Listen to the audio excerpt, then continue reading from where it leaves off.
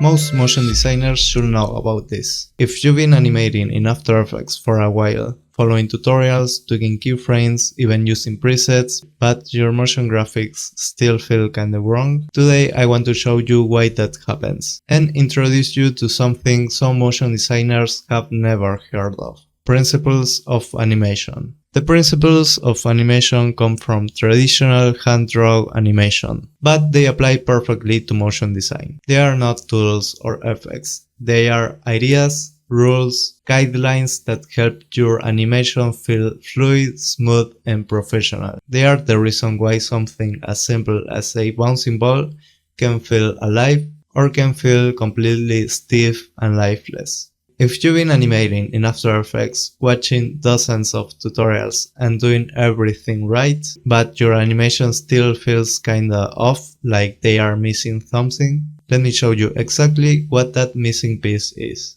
It's not a plugin, it's not a preset, it's something deeper, and it's called the principles of animation. Today, I'll walk you through one of the most simple but important principles: slow in and slow out, and why this can be the difference between motion that feels wrong and motion that feels right. It's really simple. In real life, nothing starts and stops instantly. Things take time to move. In other words, they accelerate and decelerate. For example, you don't see a stationary car instantly going to 100 and then instantly stopping to 0. Or even something falling.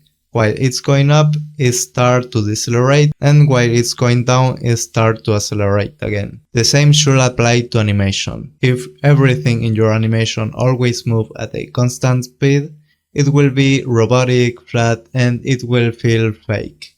But when things gradually speed up and slow out, everything will start to look smooth. And that's basically the principle slow in and slow out. Let me show you a simple example. Here's a square sliding at a constant speed with not easing. And now here is again, but with slow in and slow out.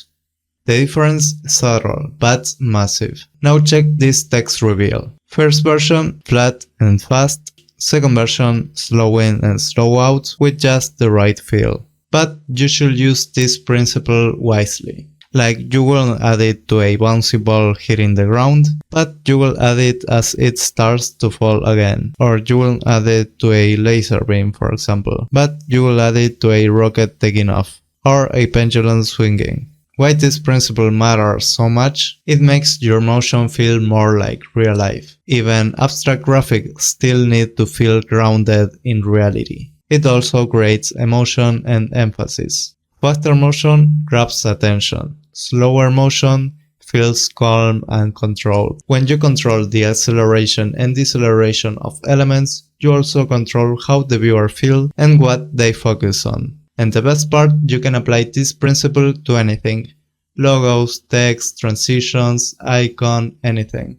And principles like this that makes your animation feel smoother. There are a lot of other principles that also contributes to improving your animation. And I teach all of these principles and how to apply them in After Effects inside of my course, Animation Essentials. So if you want to learn from me, check the link in the description. And if this was helpful for you, consider liking and subscribing. I'll see you in the next video. See ya.